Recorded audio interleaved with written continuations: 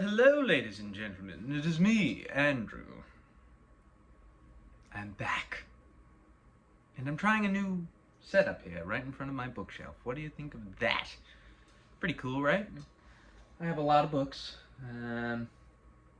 Yeah, I like to buy books. I like to read books. Avid collector. Have a lot of nice stuff in here, and I'm be happy to share it all with you as time goes on.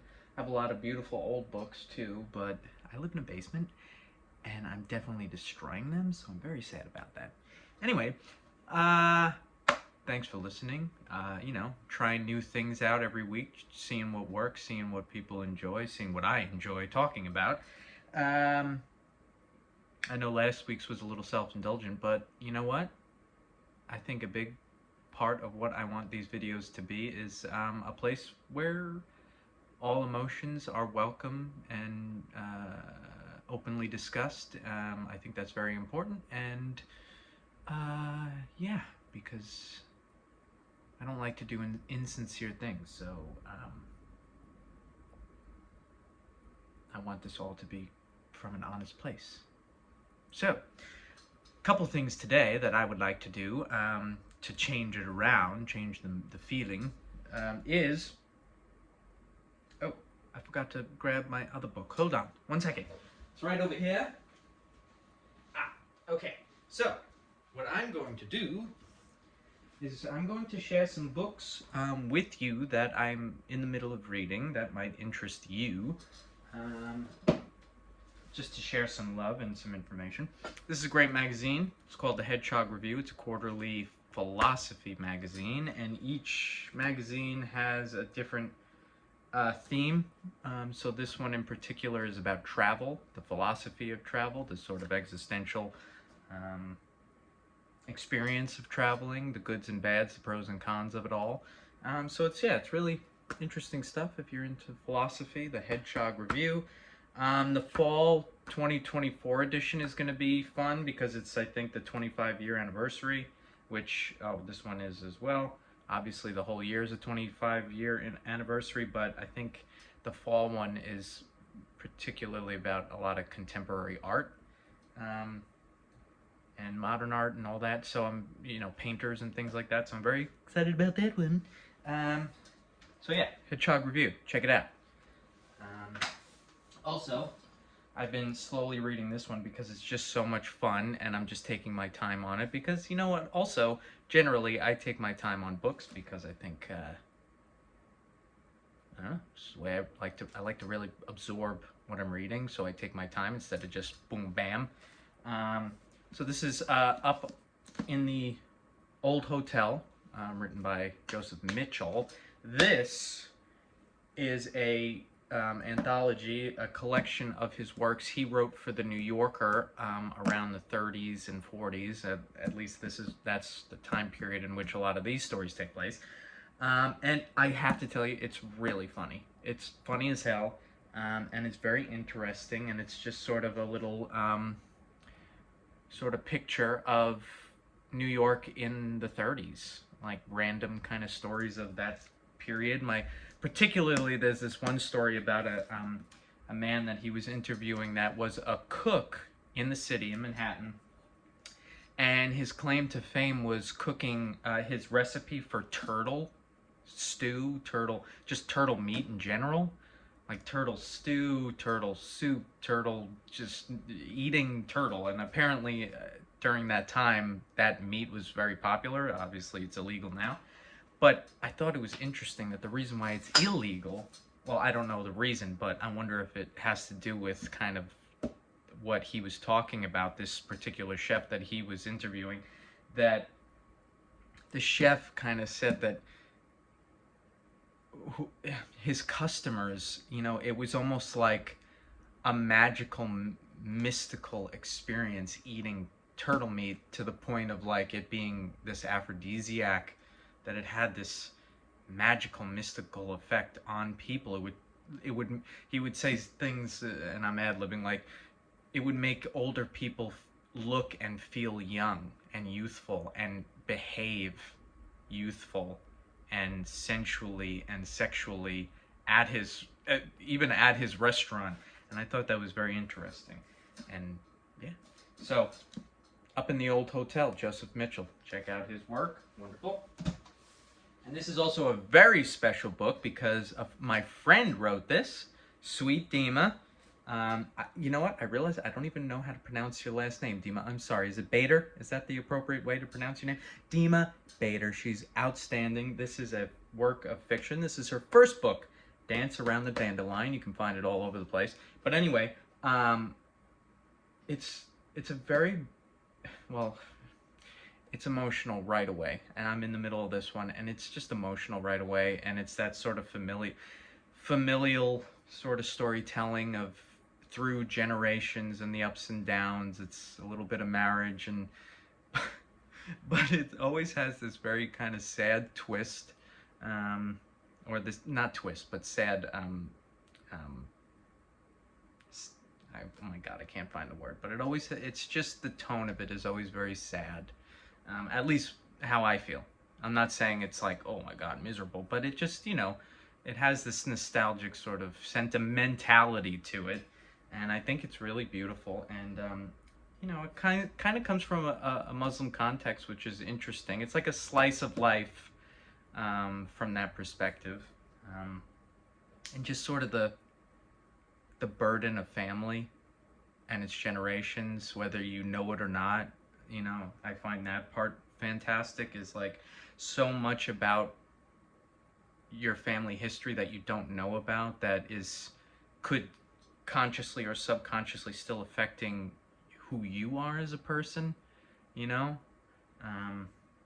which is something I think about a lot, just about my grandparents and my great-grandparents, and that sort of, a lot of cultural aspects that I don't necessarily acknowledge in my day, like my Russian background. And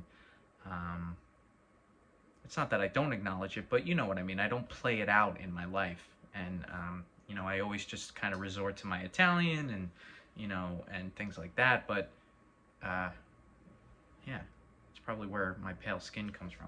Anyway, good stuff. And then lastly, this is about my current acting stuff. Bam! I'm in Passion of Dracula at Studio Theater in Long Island, in Lindenhurst. I'm having a ton of fun. I'm playing Renfield. I'm losing my goddamn mind. Blah, being a madman. Any opportunity to be a nutcase, I'll be able to. But anyway, having a ton of fun doing that. David Dubin is directing. The cast is wonderful. Love all y'all. It's really a pleasure working with you. And I still have to get off books. I'm going to try and do that today. But Passion of Dracula. Halloween. Come and see us. Now, what I'm going to do, just for entertainment's sake, is, I have a lot of journals, and they all have particular purposes. What I like to do is I like to buy a book and designate that book to one specific project. So if I'm writing an album, I will buy a new book for lyrics for that album and all those songs, and I will only use that book for that album and those lyrics. I've also bought a couple books for certain plays that I'm writing. So I think I have 2 books for 2 plays, and so on and so forth. So anyway, this one is one of my older ones. It's quite pretty. Isn't that cool? It's the Zodiac. It's the, see, sort of the progression of the moon and the sun, and it's all the Zodiac signs, and I forget what's in the middle, what that is. But anyway, pretty cool. Anyway, yes, so I thought what would be fun is I'm going to open up to a random page and I'm going to read it. And the tone in which I read it is not necessarily relevant to the tone in which I wrote it. So I thought that would be interesting. Maybe I wrote some miserable, sad thing 3 years ago and I'm going to make fun of it, or vice versa. You never know, and that's the joy of it. So I'm going to flip to a random page and let's see what happens. And also, obviously, I'm not telling you what this book was designated to. So you don't know if it's a play or lyrics or monologues or whatever. So, ooh, this is an interesting one.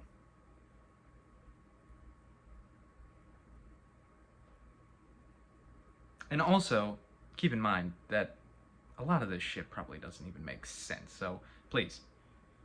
This is all very weird and personal, and that's why I thought I'd read it, is because I never shared any of this stuff before, and I thought it would just be interesting, and also some cathartic in some ways, but not really, because I'm embarrassed. So, January 13th, afternoon, Portland. Ooh. Should I show you continued dedication, or would I just be showing foolishness? The process of letting you, with each finger's loss of grip, is foundationally unsettling. I cannot look down, I cannot look up. I can only stare at my hand as it dwindles from the edge, until the very last inch of muscle gives way. Every moment is an adrenaline thought of life or death, end or beginning, me or you. What end will finally find me? And what will be responsible? Fate or dexterity? Okay, interesting. So, what do you guys think? Do you think it was written for a play? Do you think I was writing a journal? Or do you think I was feeling so miserable and drunk that I decided to write something so melodramatic about my life at that point in time? I don't know. But I will tell you. Should I even give you a clue? I won't give you a clue. But I will tell you that I did live in Portland for a period of time. And I loved it. I love Portland, and I miss Portland all the goddamn time. I actually lived there during the pandemic, so that was strange.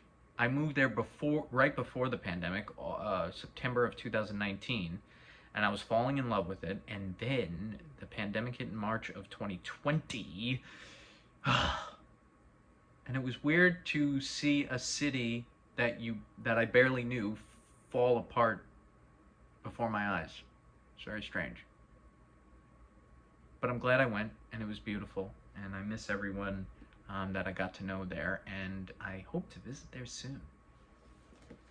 So I thought that was fun. I'm also trying to keep it quicker, because, you know, why not? So that's all I have today. I hope you enjoyed yourself. So long. See you next week.